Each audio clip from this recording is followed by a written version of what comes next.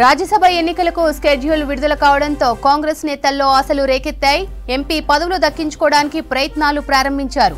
ఎమ్మెల్యేల బలాల ప్రకారం ఖాళీ అయిన 3 సీట్లలో కాంగ్రెస్ కు 2 దక్కనున్నాయి. ఒక సీటు బీఆర్ఎస్ కు వచ్చే అవకాశం ఉంది.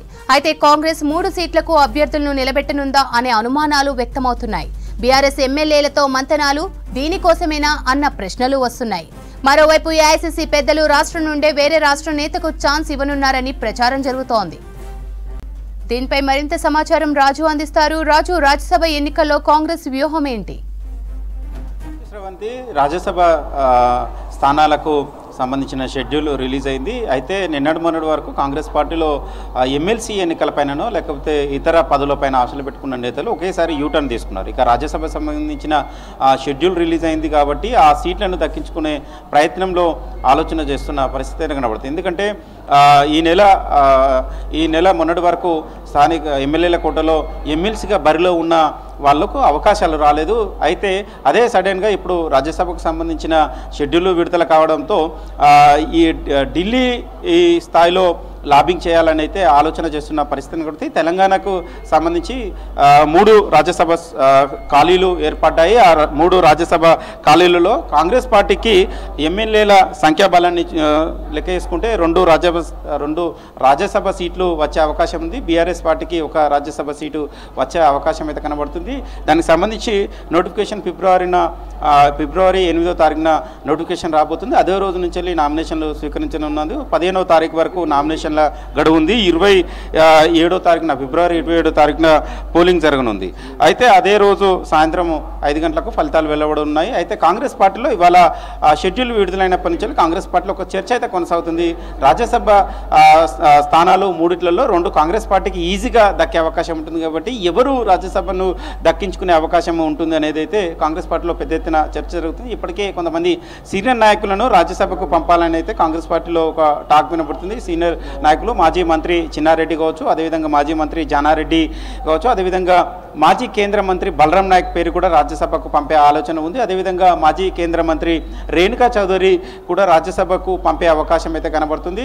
దాంతోపాటు మొన్న రీసెంట్గా 2 సార్లు అవకాశం వచ్చి చివరి నిమిషంలో నిరాశకు గురైన అద్దంకి దయాకర్ పేరు కూడా ప్రధానంగా చర్చలో ఉన్నట్లు తెలుస్తుంది. ఎందుకంటే తుంగతుర్తి సీటు చివరి నిమిషం వరకు ఆయన పేరు వచ్చి ఆయనను కాకుండా మందుల శామ్యుల్కు ఇచ్చారు. అదేవిధంగా మొన్న రీసెంట్గా ఎమ్మెల్యేల కోటలో ఎమ్మెల్సీ పదవి కూడా అద్దంకి దయాకర్ పేరు చివరి నిమిషం వరకు వినిపింది. ఆయన రేసులో ఉన్నారు అన్నారు. కానీ లాస్ట్ మినిట్లో ఆయన పేరు మార్చి వేరేటోళ్ళకి ఇచ్చారు కాబట్టి అద్దంకి దయాకర్కు ఈసారి రాజ్యసభకు పంపే అవకాశం కూడా ఉంటుంది అనేది కూడా కాంగ్రెస్ పార్టీలో ఒక టాక్ వినబడుతుంది. అదేవిధంగా ఏఐసీసీ శాశ్వత సభ్యులుగా ఉన్న వంశీచంద్, పాలమూరు జిల్లాకు సంబంధించిన వంశీచంద్ రెడ్డి పేరు కూడా ఈ రాజ్యసభ లిస్టులో వినపడుతుంది. అదేవిధంగా మరొక 2 బీసీ నాయకుల పేర్లు కూడా ప్రధానంగా వినపడుతుంది. అందులో మధుయాష్కి గౌడ్ను కూడా రాజ్యసభకు పంపే అవకాశం అయితే కనబడుతుంది. ఎందుకంటే కాంగ్రెస్ పార్టీలో బీసీ నాయకుల్లో చాలా సీనియర్ నాయకులుగా ఉన్నారు కాబట్టి మధుయాష్కిని కూడా రాజ్యసభ రేసులో కూడా చూడవచ్చు అనేది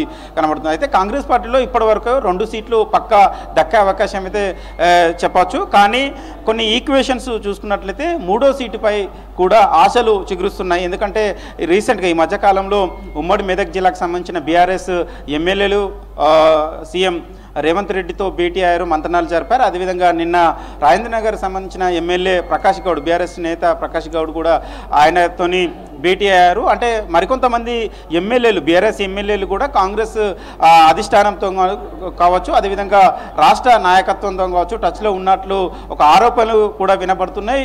రీసెంట్గా బండి సంజయ్, బీజేపీ నేత, జాతీయ నాయకుడు బండి సంజయ్ కూడా బీఆర్ఎస్ సంబంధించిన 26 మంది ఎమ్మెల్యేలు కాంగ్రెస్ నేతలతో టచ్లో ఉన్నారని కూడా ఆయన కూడా ఒక కామెంట్ చేయడం జరిగింది. దీని అన్నింటినీ పరిగణలోకి తీసుకున్నట్లయితే, వీటన్నిటిని అబ్జర్వ్ చేసినట్లయితే రాజ్యసభ సంబంధించిన 3 సీట్లలో 3 కాంగ్రెస్కు దక్కిన ఆశ్చర్యపోనవసరం లేదనేది కూడా ఒక పార్టీలో టాక్ అయితే వినబడుతుంది. ఎందుకంటే బీఆర్ఎస్ గులాబీ నేత సంబంధించిన కేసీఆర్ పైన కావచ్చు, కేటీఆర్ పైన కావచ్చు, హరీష్ రావు పైన బీఆర్ఎస్ ఎమ్మెల్యేలు చాలా తీవ్ర అసంతృప్తిలో ఉన్నారు. 2 దఫాలుగా వాళ్ళ పాలనలో, కేసీఆర్ పాలనలో ఎమ్మెల్యేలకు స్వేచ్ఛ లేకుండా ఉంది కాబట్టి, అప్పుడు ఉన్న మంత్రులకు కూడా పూర్తి స్వేచ్ఛ లేకుండా ఉంది. ఇప్పుడు వాళ్ళు ఓడిపోయారు కాబట్టి అక్కడ ఉన్న ఎమ్మెల్యేలు వాళ్ళ పలుకుబడి కొనసాగించాలన్నా వాళ్ళకు పనులు జరగాలన్నా అధికార పార్టీ కాంగ్రెస్తోని కలిసి ఉండడం బెటర్ అనే ఒక బీఆర్ఎస్ పార్టీలో కావచ్చు ఇతర రాజకీయ వర్గాల్లో ఒక చర్చ కొనసాగుతుంది. సో ఇలాంటి నేపథ్యంలో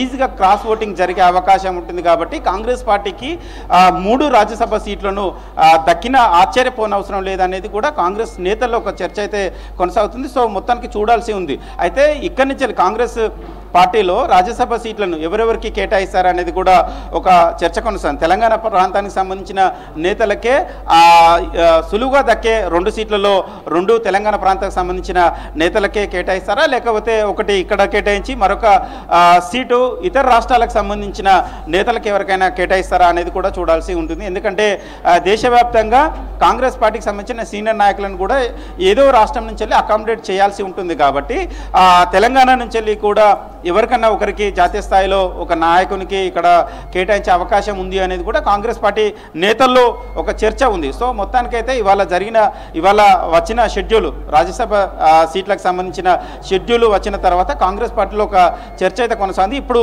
ప్రజెంట్ రాజ్యసభకు 3 సీట్లు ఖాళయ్యాయి. అవి 3 సీట్లు కూడా పూర్తిగా బీఆర్ఎస్ సంబంధించిన నేతలే ఉన్నారు.